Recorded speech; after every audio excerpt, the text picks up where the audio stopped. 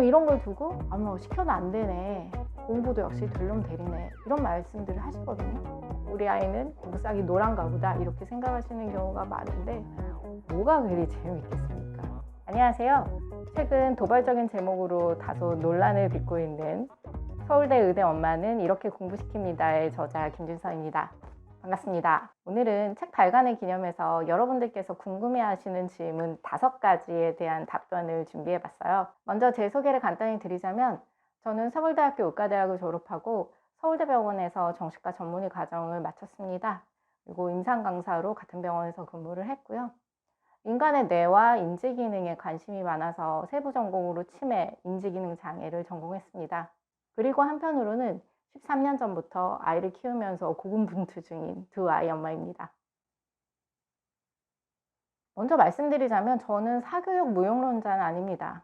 학원은 필요할 때 잘 다니면 정말 도움이 되거든요. 하지만 그럼에도 불구하고 저는 중학교에 들어가기 전이라면 학원에 웬만해서는 보내지 않는 것을 추천드립니다. 왜냐하면 초등학교 졸업할 때까지는 혼자 공부할 수 있는 능력을 키우는 게 정말 중요하기 때문이거든요. 거기에 집중하셔야 돼요. 만약 아이가 초등학교에서 진도를 잘 따라가지 못한다, 학교에서 좀 공부를 못하는 편이다, 이럴 경우에 학원을 보내면 지금 당장 성적을 올릴 수는 있어요. 하지만 그렇게 하시면 안 됩니다. 왜냐하면 지금 이 아이는 공부의 기본기 자체가 지금 부족한 상황이거든요. 그래서 책을 읽히고 연산 문제집을 풀리는 게 필요해요. 그렇게 하셔야 돼요. 그럼 여기서 만약 아이가 학교 공부는 너무 잘 따라가서 그럼 중학교 선행을 하면 어떨까? 이런 질문을 하시는 분도 계실 거예요. 물론 선행학습을 하면 도움이 되긴 할 겁니다. 아무래도 한 번도 안 본 아이보다는 한 번 미리 본 아이가 조금이라도 수업 시간에 익숙해지고 당황하지 않고 그럴 수 있겠죠. 하지만 효과는 그 정도가 다입니다. 성적을 잘 받는 것과 선행학습은 또 별개의 문제예요. 왜냐하면 우리의 기억력은 형편없기 때문입니다. 그래서 선행학습을 한 아이와 하지 않은 아이와 결국에 현행학습을 해야 하는 건 마찬가지예요. 우리가 한 달 전에 본 책, 영화, 드라마 어느 정도 기억하고 있나요? 그런데 선행학습은 최소 6개월 전에 합니다. 어떤 아이 같은 경우에는 3년을 당겨서 하는 아이도 있대요. 그러면 3년 후에 그 아이가 얼마나 기억하고 있을까요? 만약 중학교에 가서 당황하지 않고 수업에 적응이 쉽게 하는 그런 목적으로 하신다면 그것은 사실 하루 전날, 수업 전날 교과서를 쓱 훑어보는 것만으로도 충분합니다. 어쩌면 기억력 면에서는 그게 더 나을 수도 있죠. 하루 전날 본 거니까. 남들이 선행한다고 해서 내 마음 조급하게 따라하실 필요는 없으실 것 같습니다. 저는 사실 무엇인가를 꼭 해야 한다, 이런 말을 하는 거 별로 안 좋아해요. 하지만 공부는 무조건 해야 되는 게 또 있을 수밖에 없지 않습니까? 그래서 그게 무엇이냐고 물으신다면 저는 3가지를 들고 싶어요. 하나는 문해력, 연산력, 체력. 문해력은 쉽게 말하면 글을 읽고 이해하는 능력이죠. 사실 이게 없으면 공부 자체를 아예 할 수가 없어요. 왜냐하면 공부는 책으로 하는 거기 때문에. 그래서 초등학교 졸업할 때까지는 초등학교 고학년이더라도 무조건 책을 많이 읽게 해주세요. 2번째, 연산력. 더하기, 빼기, 곱하기, 나누기, 이 4가지를 빠르고 정확하게 하는 능력을 말하는데, 여기서 무슨 단순 계산하는 능력이 그렇게 중요하냐, 우리나라에 계산 못하는 사람이 어딨냐, 그래도 수학 못하는 사람 많은데, 이런 얘기를 하고 싶은 분도 계실 거예요. 그런데 우리가 수학 공부하는데 가장 오래 걸리는 단계가 뭐죠? 바로 계산 단계입니다. 즉, 계산을 빠르게 할 수 있으면, 빠르고 정확하게 할 수 있으면 수학 공부하는데 시간이 훨씬 적게 걸려요. 그러면 공식을 외우거나 풀이법을 외우는 거나 이쪽에 시간을 더 많이 할애할 수가 있겠죠. 그래서 초등학교 졸업할 때까지는 연산 문제집 하루에 1장씩이라도 좋으니까 꾸준히 풀리게 해주세요. 중학교 선행 이거에 집중하지 마시고요.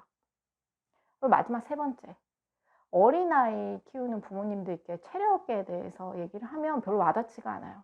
왜냐면 아이들은 지치지 않고 뛰어다니니까.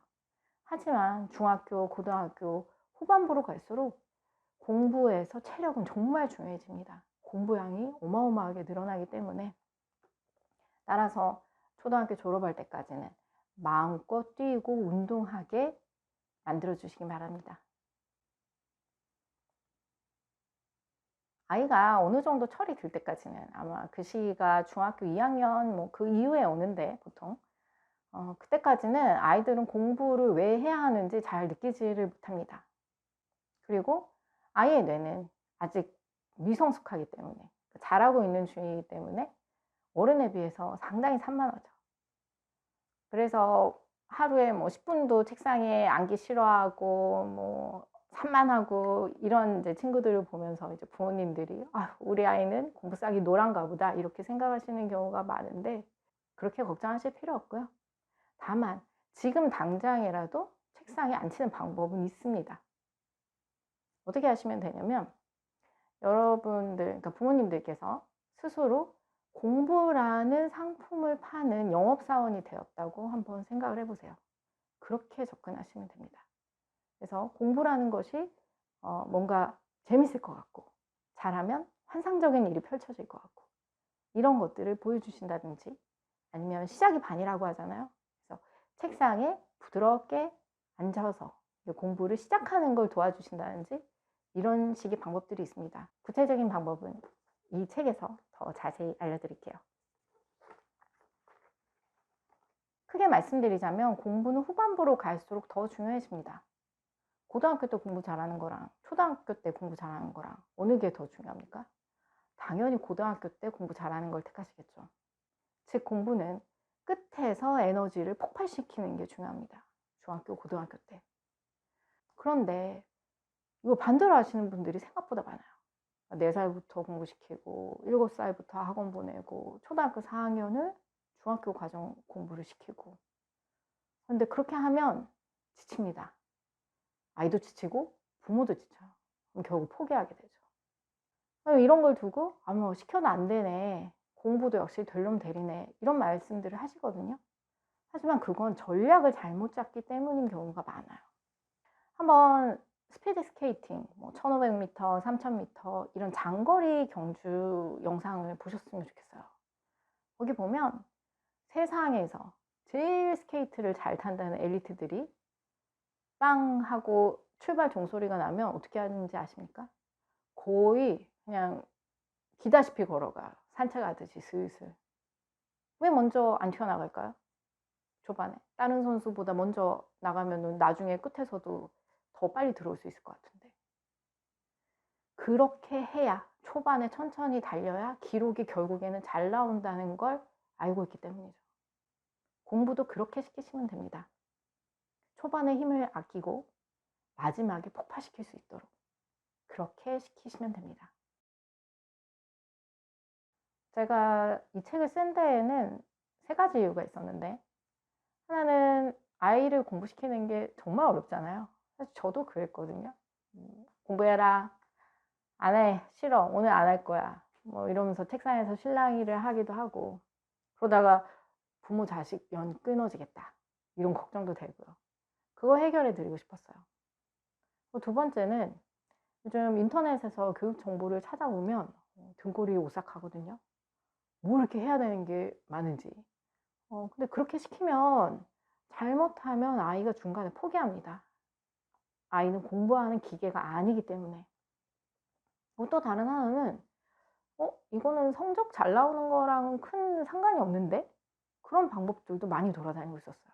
그래서 아이는 아이대로 고생하고 부모님들은 부모님대로 고생하고 그래서 내가 진짜 공부 잘하는 방법, 진짜 시험에서 점수 잘 나오는 방법 어떻게 하면 공부 잘하는 기본기를 갖출 수 있는지 이거를 한번 풀어보자.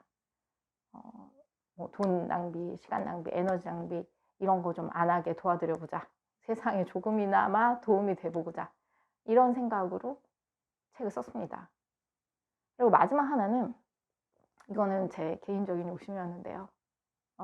이 책은 사실 6살에서 초등학교 6학년 아이를 키우는 부모님들을 대상으로 한 책이긴 하지만 사실 저희 아이들이, 제 아이들이 나중에 이 책을 직접 읽고 제가 그동안 터득한 공부법들 이런 것들을 좀 배웠으면 하는 마음이 있었어요. 그걸 전해주고 싶었던 거죠. 그래서 공부를 잘하려면 어느 정도 열심히 해야 되는지 알고 예습 복습 어떻게 해야 하는지 시험 기간에 준비하는 방법 또 시험 전날 뭘 해야 되는지 이런 걸 전해주고 싶었어요. 이 책을 통해서 아이 마음 상하지 않게 공부시키고 또 불필요한 낭비하지 않고 그리고 마지막으로 아이들에게 좋은 공부법을 전해주실 수 있길 바랍니다. 저는 사실 이 영상을 보고 계신 부모님들은 아이 공부에 관해서는 대한민국 0.1%라고 생각합니다. 거짓말이 아니라 진짜로요. 사실 이 영상은 공부하는 법에 대한 영상이잖아요. 뭐가 그리 재미있겠습니까? 그럼에도 불구하고 여기까지 시청하고 계신 거죠. 그 정성이 다 아이는 잘 될 거예요. 걱정 마세요. 구체적인 공부법은 이 책, 서울대 의대 엄마는 이렇게 공부시킵니다. 에 맡겨주시고 오늘부터 편안한 날들 보내시기 바랍니다. 감사합니다.